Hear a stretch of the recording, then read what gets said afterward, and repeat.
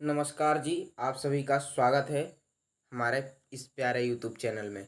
तो आज की इस वीडियो में हम लोग देखने वाले हैं मैथ का मोस्ट इम्पोर्टेंट ऑब्जेक्टिव क्वेश्चन जो आपके एग्जाम में 100% लड़ने की गारंटी है।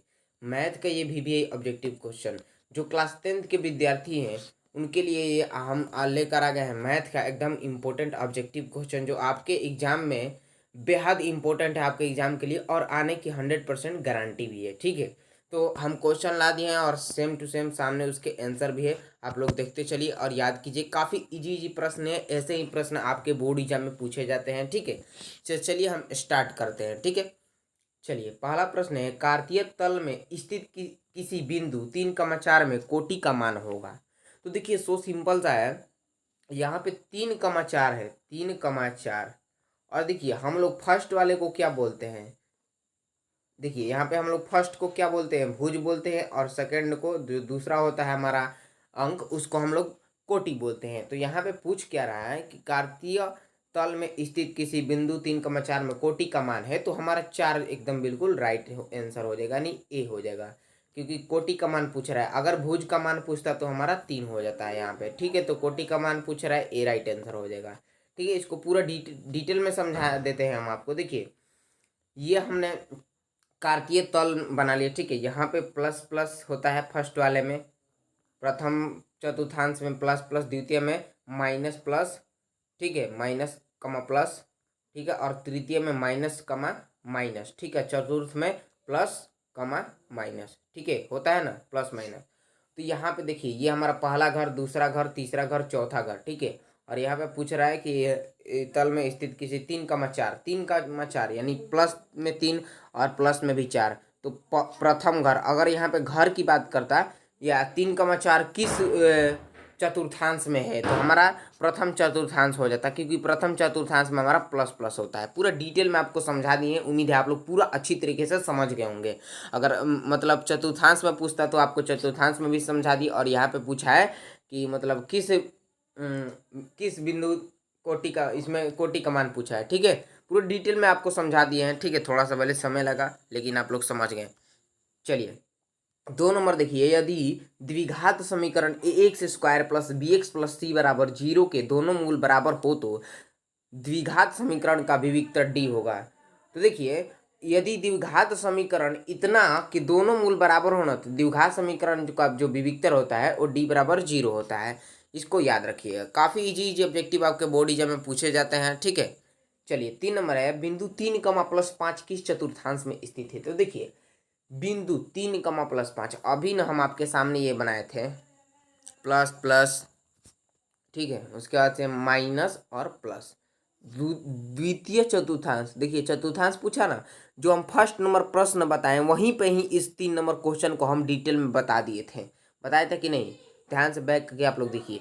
देखिए यहाँ पे द्वितीय घर में हमारा क्या है जी, माइनस प्लस। और यहाँ पे देखिए, यहाँ पे प्लस प्लस है ना। ठीक है, तो यहाँ पे पहला ही होगा, पहला ही होगा, क्योंकि पहले ही घर में हमारा प्लस और प्लस होता है। ठीक है, और यहाँ पे प्लस में 3 है, प्लस में 5 है, तो प्रथम हमारा हो जाएगा, यानी ए इसका बिल्कुल हमारा राइट आंसर हो जाएगा। ठीक है, चलिए उसके बाद यहाँ पे हमारा 4 नंबर प्रश्न है। आप लोग, उम्मीद है आप लोग पूरा बढ़िया तरीके से समझ रहे हैं, थोड़ा सा समय लेकर समझा रहे हैं, लेकिन हम आपको प्रॉपर तरीके से बढ़िया ढंग से एकदम समझा दे रहे हैं। ठीक है, चलिए ये लीजिए 4 नंबर प्रश्न आपके स्क्रीन पे है कि निम्नलिखित में से कौन परिमेय संख्या है। तो सो सिंपल है, परिमेय और परिमेय को पहचाना तो छोटे बच्चे भी जानते हैं। देखिए यहाँ पे हमारे क्या पूछ रहा है, परमेय संख्या है। तो यहाँ पे देखिए, तो 2 - √3 है, यहाँ पे हमारा गलत हो जाएगा क्योंकि ये अपरमेय संख्या है। ठीक है, और यहाँ पे देखिए √5 तो सभी लोग जानते हैं, जो रूट के अंदर रहता है वो हमारा अपरमेय होता है। ठीक है, और जिसे हम लोग p/q के रूप में नहीं लिख सकते हैं, वो भी हमारा, जहाँ q = नॉट 0, वो हमारा अपरमेय संख्या होता है। और जहाँ हम लोग परमेय संख्या p/q के रूप में जिसको हम लोग लिख दे उसे परमेय संख्या कहते हैं, या q = नॉट 0। ठीक है, तो यहाँ पे देखिए ये भी हमारा पहला अपर में हो गया, ये भी अपर में, और ये √6 ये भी अपर में, और √c को यहाँ पे देखेंगे तो हमारा ये परमेय संख्या है। अब क्यों है यहाँ पे समझ दिएगा। यहाँ पे देखिए 2 √3 बटे √3, यही ना है जी। और हाई देखिएगा यहाँ पे, हाई देखिए तो √3 से √3 कट गया, हमारा बचा क्या जी, यहाँ पे हमारा बचा क्या, 2 बच गया। तो 2 हमारा क्या है, 2 एक सम संख्या और ये परमेय है, 2 हमारा परमेय है। ठीक है, तो उम्मीद है आप लोग पूरा बढ़िया तरीके से समझ रहे होंगे। तो बिल्कुल हमारा सी यहाँ पे राइट उत्तर हो जाएगा। मैथ में कुछ है नहीं, सो सिंपल है जी। ठीक है, चलिए समझते चलिए। एकदम ऐसे ही क्वेश्चन पूछेंगे। ठीक है, और एक और बात बता दें, यदि आपको समझ में आ रहा है हमारे चैनल को जरूर सब्सक्राइब कर लीजिएगा। हमारे इस चैनल पे आपको बिहार बोर्ड की संपूर्ण तैयारी कराई जाती है, और जो भी एग्जाम हो, वो क्यों सेंटअप एग्जाम हो, फाइनल एग्जाम हो, टर्मिनल एग्जाम, कोई भी प्रकार का एग्जाम हो, एक दिन पहले ही पेपर हमारे इस चैनल पे पूर्ण रूप से बता दिया जाता है। ठीक है, और चलिए, हमारे व्हाट्सएप ग्रुप को नहीं ज्वाइन किए होंगे तो डिस्क्रिप्शन में लिंक है, नीचे ज्वाइन कर लीजिएगा। ठीक है, देखिए, एक द्विघात समीकरण का घात होगा तो +2 होगा। द्विघात समीकरण, एक घात का कहता तो 1 हो जाता, जितना कहेगा उतना हो जाएगा हमारा। त्रिघात कहता 3 हो जाता। ठीक है, 6 नंबर प्रश्न की ओर देखेंगे, बढ़ेंगे। Sine square 45 degree plus cos square 45 degree का मान होगा। तो सिंपल इजी है यार, आप लोग देखिए ना, sine square 45 degree plus cos square 45 degree का मान 1 होता है, हमेशा याद रखिएगा। काफ़ी रसगुल्ला प्रश्न टाइप की हैं बाबू, काफ़ी इजी है, और ये पूछे जाते हैं। प्रायिकता का अधिकतम मान होता है, तो अपने दिमाग में डाल लीजिएगा, प्रायिकता का मान हमेशा जो होता है वो 1 होता है। ठीक है, आइए बढ़ते हैं हम 8वें नंबर प्रश्न की ओर। और 8वें नंबर प्रश्न हमारा कहना यह चाहता है कि साइन 90 माइनस ए, यानी साइन 90 माइनस ए बराबर होता है।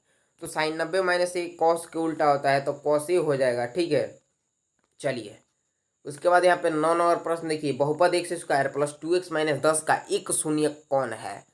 तो 2 है, इसमें से शून्यक पूछ रहा है ना, यहाँ पे ये 2 शून्यक हो जाएगा हमारा। ठीक है, चलिए, शून्यक इसको निकालेंगे नहीं तो यहाँ पे 2 शून्यक हो जाएगा हमारा। ठीक है, काफ़ी इजी है 9 नंबर भी। ये देखिए हमारा 10 नंबर, एक वृत्त पर कितनी स्पर्श रेखाएं खींची जा सकती है। तो आपको हम बहुत बार और भी पढ़ाए हुए हैं कि एक वृत्त पर है, देखिएगा भाई, ये को हमने वृत्त यहाँ पे बना दिया, यानी सर्कल को हमने बना लिया है, और इसी पे पूछ रहा है कि कितनी स्पर्श रेखाएं खींची जा सकती है। तो इस पे हम लोग स्पर्श रेखाएं तो अनंत, मतलब उसे छू कर निकल जाए, यह स्पर्श रेखा समझिए। ये हम लोग इस पे स्पर्श रेखा बहुत सारे अनंतों खींच सकते हैं, इस पे स्पर्श रेखा। ठीक है, स्पर्श रेखा किसे कहते हैं, यहाँ पे देखिए, जो उसे छू कर निकले, यहाँ पे ऐसे ऐसे करके समझ सकते हैं आप लोग। तो एक वृत्त पर ना रेखा, स्पर्श रेखाएं अनंत खींची जा सकती हैं, आप लोग तो इसे जानते होंगे। चलिए, नेक्स्ट प्रश्न यहाँ पे 11 नंबर, आंकड़ा 24,22,22,13,9,10 तथा 30 का परिसर होगा।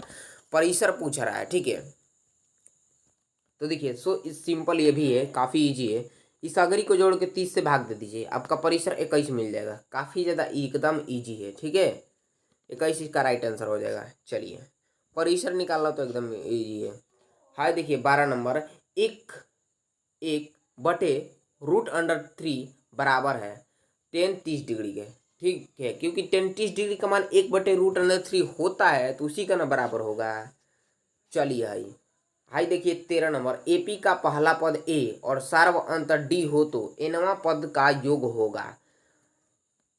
जब एपी का पहिलका पद ए दे दिया है और सार्वंतर डी हो तो एनवा पद पूछ रहा है, तो हाई फार्मूला हमारा क्या होगा जी, ये तो फार्मूला वाला क्वेश्चन पूछ दिया है। a + a-1 × d हो जाएगा। सो सिंपल है, ए इसका बिल्कुल राइट उत्तर हो जाएगा। ठीक है, आइए देखते हैं 14 नंबर को। कह रहा है 9,10,11,9,10,11,11,5,7,6 ऐसे दे दिया हमको संख्या, और पूछ रहा है बहुलक होगा। हाई लीजिए, रसगुल्ला प्रश्न है, खा ना जाइए इसको। हाई 14 नंबर कह रहा है एकदम कि हम रसगुल्ला प्रश्न है, हमको आप लोग खा जाइए। जब इतना संख्या दे दिया है, इसमें से बहुलक पहचानना है, तो बहुलक पहचानने का एक तरीका बताते हैं। जो संख्या बार बार आए वही हमारा बहुलक हो जाता है, यानी ज़्यादा बार आया होता है। तो 9 की संख्या को गिनते हैं, 1 2, 2 बार 9 आया है। और 10 को गिनते हैं, 1 2, 10 भी 2 ही बार आया है। 11 को गिनते हैं, 1 2, ये भी 2 ही बार आया है। ठीक है, और यहाँ पे 9 को गिन लिए 1 बार 2 बार, और 10 को गिन लिए 2 बार, 11 को भी 11 3 बार है जी, 1 2 एंड 3। ठीक है, तो यहाँ पे हमारा 11 3 बार है, और 5 एक ही बार है, 7 भी एक ही बार, 6 एक बार। तो 11 की संख्या हमारा ज़्यादा है। 11 यहाँ पे देखिए, 1 और 2, ये 3 बार आ गया, तो 11 बिल्कुल राइट आंसर हो जाएगा, सी यहाँ पे। ठीक है, समझ रहे होंगे आप लोग, उम्मीद है। है लीजिए 15 नंबर आखिरी प्रश्न है, किसी घटना ई के लिए पीई प्लस पी हाँ प्लस पी ना बराबर वाट होगा क्या? तो एक होता है, ये प्रायिकता जो 15 चैप्टर है हमारा उसी का ये सूत्र है, पी हाँ प्लस पी ना बराबर एक होता है, याद रखिएगा। तो ये 15 इतना ज़्यादा इंपॉर्टेंट ऑब्जेक्टिव है ना, कई हजारों बार मतलब बोर्ड एग्जाम में पूछे गए हैं, ठीक है। तो इसलिए आप लोग इसे घोर कर पूरा पी जाइएगा। उम्मीद है आप लोग को पूरा अच्छी तरीके से हम बता दिए होंगे। और हाँ, एक बात याद रखिएगा, चैनल को सब्सक्राइब कर लीजिए, क्योंकि आपको हर एक एग्जाम में हम हमारे इस चैनल से पूरा हेल्प आपको मिलेगा, हमारे पूरी तरफ से और हमारे तरफ से। और हमारे व्हाट्सएप ग्रुप को ज्वाइन कर लीजिएगा, ठीक है। डिस्क्रिप्शन में लिंक मिल जाएगा आपको, उससे फुल सपोर्ट मिलेगा, ठीक है। पीडीएफ वगैरह सब कुछ मिलता रहेगा। और जितना हो सके इस वीडियो को शेयर कीजिए अपने दोस्त साथी में और सभी को बता दीजिए। काफ़ी इंपॉर्टेंट ऑब्जेक्टिव सभी लोग देखें। चलिए मिलते हैं नेक्स्ट वीडियो में। धन्यवाद।